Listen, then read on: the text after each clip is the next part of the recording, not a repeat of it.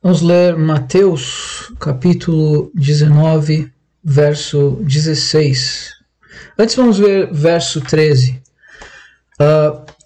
Mateus, é o Evangelho de Mateus, narra o ministério de Jesus Cristo, 3 anos e meio na terra. O nosso Senhor andou, viveu 33 anos sem nenhum pecado. Durante 3 anos e meio teve seu ministério, ensinando aos homens, chamando para a salvação, e entregou a sua vida para salvar, para comprar a nossa alma, comprar a salvação da nossa alma e nos salvar da condenação ao inferno, e todo aquele que crê será salvo.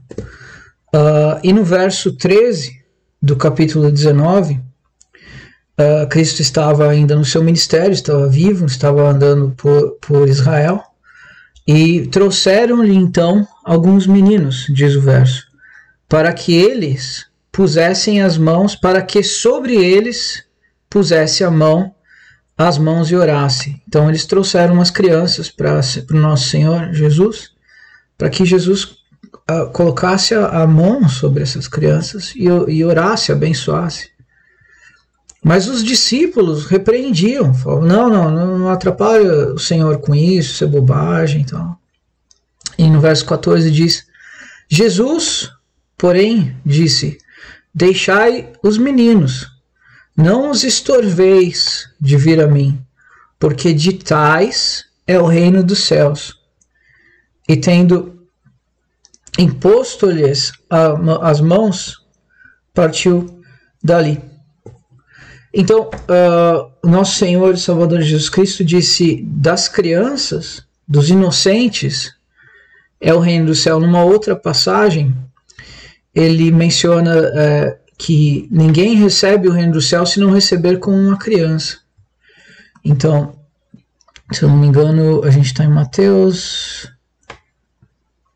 Aqui não tem. Vamos ver se aqui no King James tem a nota. Não tem. Vamos continuar então. Então, um detalhe interessante é como se recebe Cristo na sua vida. Porque reino dos céus e Cristo, sem um não há o outro. Sem Cristo não há reino dos céus, não existe salvação sem Cristo. Porque nosso Senhor disse, eu sou o caminho, a verdade e a vida. Ninguém chega ao céu senão por mim.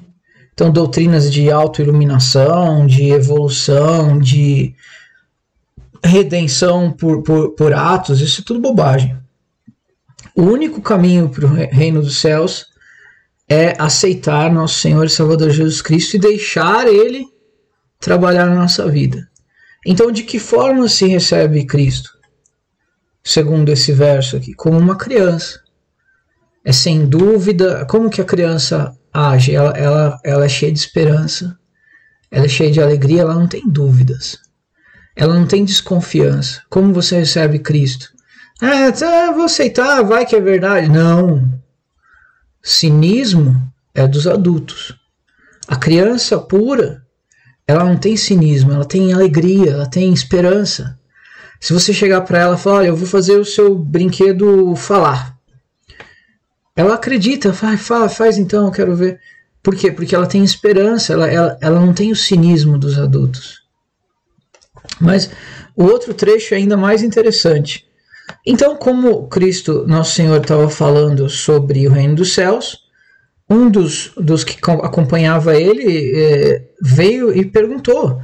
Eis que, aproximando-se dele, um mancebo disse, bom mestre, que bem farei para conseguir a vida eterna? Que bem farei para conseguir a vida eterna? Então, aqui está ele dizendo que, de certo, se eu fizer algo bom, posso receber a vida eterna. Na versão lusitana, diz, ó bom professor mestre, qual boa coisa extraordinária é preciso que eu faça, a fim de que, por causa disso, eu tenha a vida eterna?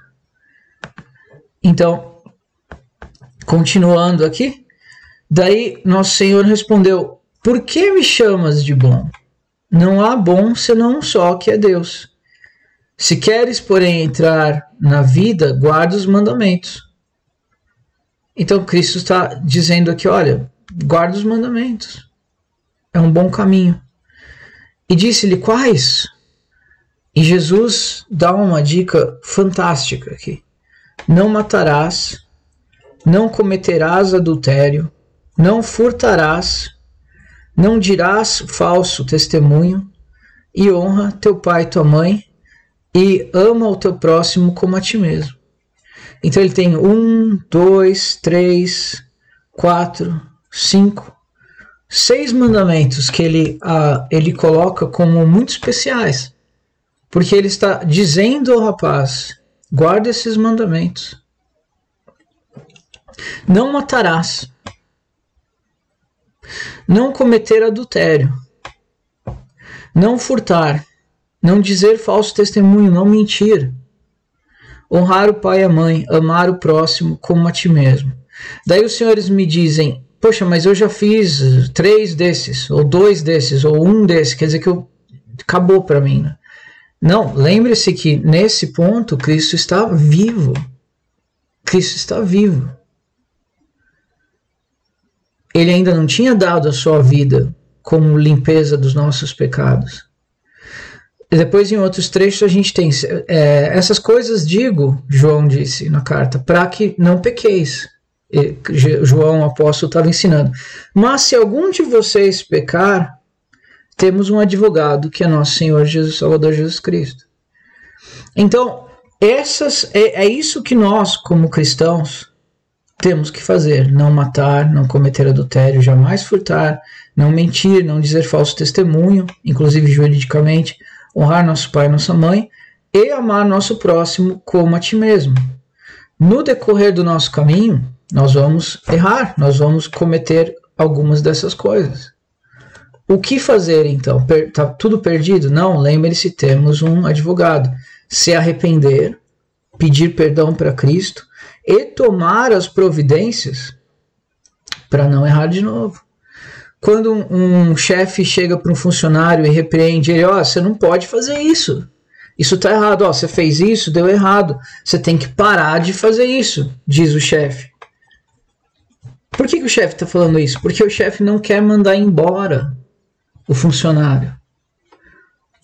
Porque o chefe, quando quer mandar embora o funcionário, ele não chama e fala, você tem que parar de fazer isso.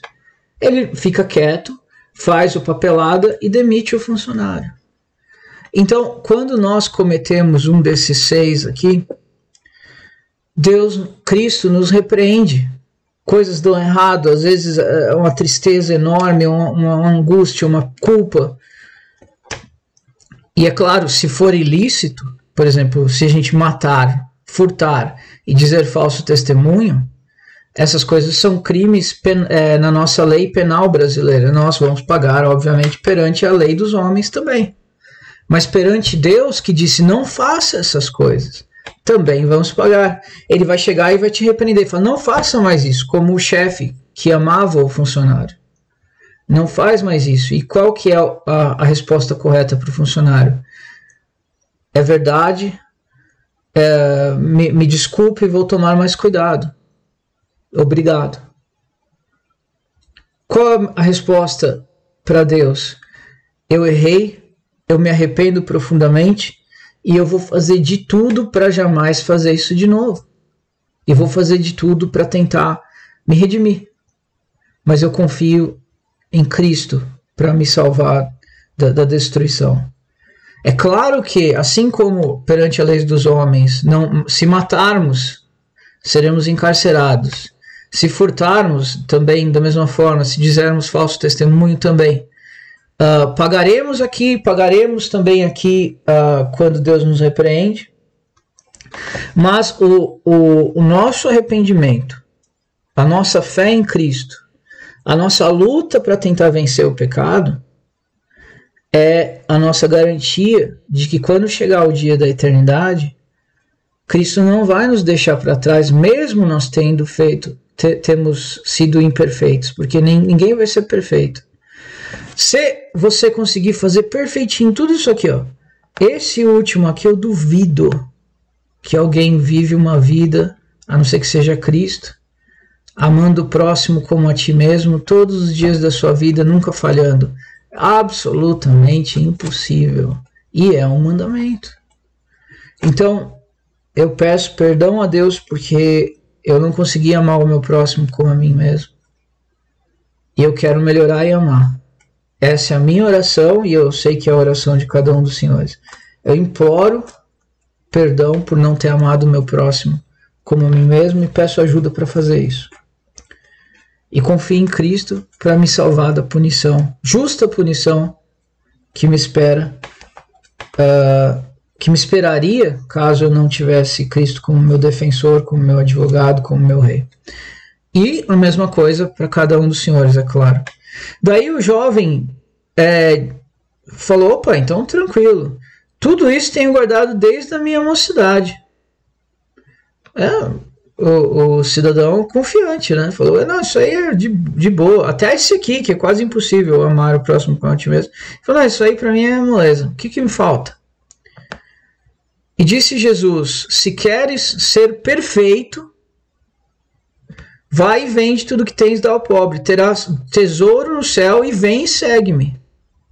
Mas o mancebo, ouvindo essa palavra, retirou-se triste, porque possuía muitas propriedades. Porque Cristo, num outro trecho, fala que Cristo amou o homem, o mancebo naquele momento, gostou da atitude dele. Reconheceu nele, talvez até que realmente ele seguia os mandamentos. Porque Cristo enxerga tudo. Nada está oculto aos olhos de Cristo.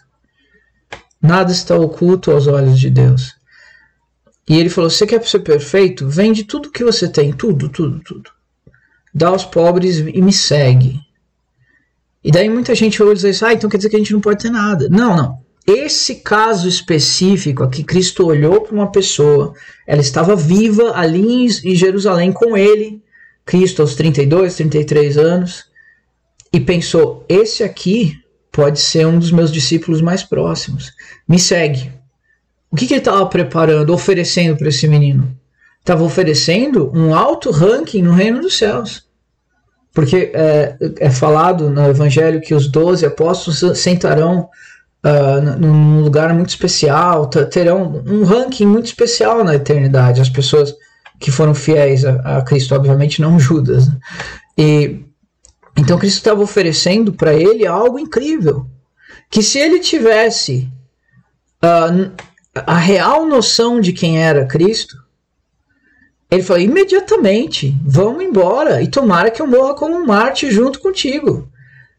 Se ele tivesse a real noção de quem estava diante dele, real noção do que estava sendo oferecido para ele, milhões e milhões e milhões de dólares, sei lá o que dinheiro que usavam na época, não seria o suficiente para brecar. E disse Jesus então aos seus discípulos, em verdade vos digo que é difícil entrar um rico no reino dos céus.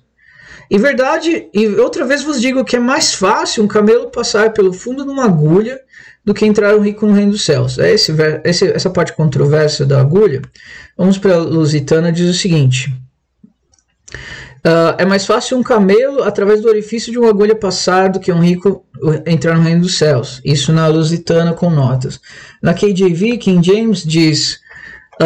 é mais fácil, it's easier for a camel, mais fácil para um camelo go through the eye of the needle, ir pelo olho de uma agulha, do que um rico entrar no reino dos céus. Through, dia em grego, needle, rafis, a needle, uma agulha, vem da origem rapto, que é coser, costurar. Então, muitos pregadores falam, não, mas é uma agulha, tipo uma passagem estreita no meio da... Não, é agulha mesmo. Um camelo passar por um buraco de uma agulha de costura. É possível? Absolutamente não. E daí a mesma coisa que os senhores estão pensando, pensaram os discípulos. Os discípulos, ouvindo isso, se admiraram. Falaram, mas quem poderá salvar-se? E Jesus, olhando para eles, disse, para os homens é impossível. Para Deus tudo é possível. Por que isso, senhores? Porque os senhores precisam lembrar que para os judeus as posses, a riqueza era um sinal de que Deus estava na vida das pessoas. Então, quanto mais justa a pessoa, segundo a tradição judaica, naquela época, das pessoas que pertenciam ao ninho de Israel, pertenciam à nação, elas eram pessoas abençoadas por Deus. Deus estava na vida delas. Abraão foi um dos homens mais ricos do mundo. Assim Enoque, assim Jó. Eles falam, peraí, mas se nem os ricos entram, que tem a marca da bênção de Deus na vida deles, então quem pode salvar? Porque nosso Senhor e Salvador Jesus Cristo disse claramente, é mais fácil um camelo, um animal enorme, o tamanho de um cavalo maior, passar pelo buraco de uma agulha minúscula de costura, do que um rico entrar no reino do céu. Daí eles falam, poxa, então é impossível. E daí Cristo, que enxergava tudo, falou, para os homens é impossível. Porque ele sabia que eles estavam pensando, olha, é impossível isso. Para Deus tudo é possível. O que Cristo está dizendo aqui? Tanto faz, pode ser agulha, pode ser o que for, pode ser um camelo, pode ser uma baleia, pode ser um elefante, pode ser um planeta passar pelo buraco de uma agulha. Não faz diferença nenhuma para Deus. Milagre é milagre. A salvação, senhores, é um milagre. Por mérito, todos nós vamos ao inferno. O fato do céu não ficar deserto, absolutamente vazio na eternidade, é um gigantesco milagre. É um camelo passar pelo buraco de uma agulha. E graças a Deus por nosso Senhor Jesus Cristo, porque Ele é que faz o milagre. É o fato do que Ele fez na cruz, comprou para nós justiça, nós cremos em Cristo, entregamos a vida para Ele, fala, eis aqui a minha vida, faz dela o que quiser, meu Senhor, agora eu pertenço a Ti, a minha vida é sua. Morrer é lucro, viver é Cristo. Faz de mim o que Tu quiseres. Eu sei que pelo meu mérito eu pertenço ao inferno, mas pela minha fé eu pertenço a Cristo. Faz de mim o que quiseres. E Ele assim faz. E Ele vai moldando, arrumando, mexendo aqui, mexendo ali, e Ele não perde. Porque se fosse por nós perdíamos. Mas Ele não perde. Então, senhores, tanto faz se é um camelo, tanto faz se é um cachorro, tanto faz se é uma baleia, tanto faz se é um planeta, tanto faz se é um dinossauro gigantesco de 7 cabeças, não importa, milagre é milagre. Para os homens é impossível, para Deus tudo é possível. Então eu queria falar desse trecho, porque eu sempre procuro tentar anotar coisas para tentar agradar cada vez mais a Deus. Obviamente sou um lixo, sou o pior de todos, mas eu quero agradar ao meu Pai, a quem eu amo, agradar ao meu Senhor que me salvou. Então eu gosto de procurar trechos em que Deus diz coisas, olha, eu gosto que você faça assim. E esse aqui é um trecho simples, mas ele fala para não matar, não matarás, não cometer adultério, não furtar, não mentir, honrar o pai e a mãe e amar o próximo como a ti mesmo. Então eu achei que os senhores iam achar interessante também, obviamente a grande maioria dos senhores, 99% estão cansados de saber, mas sempre bom lembrar, e estamos aqui tendo fellowship, né, a amizade dos irmãos em Cristo. Espero que tenham gostado e até a próxima, e a próxima vai ser bem interessante.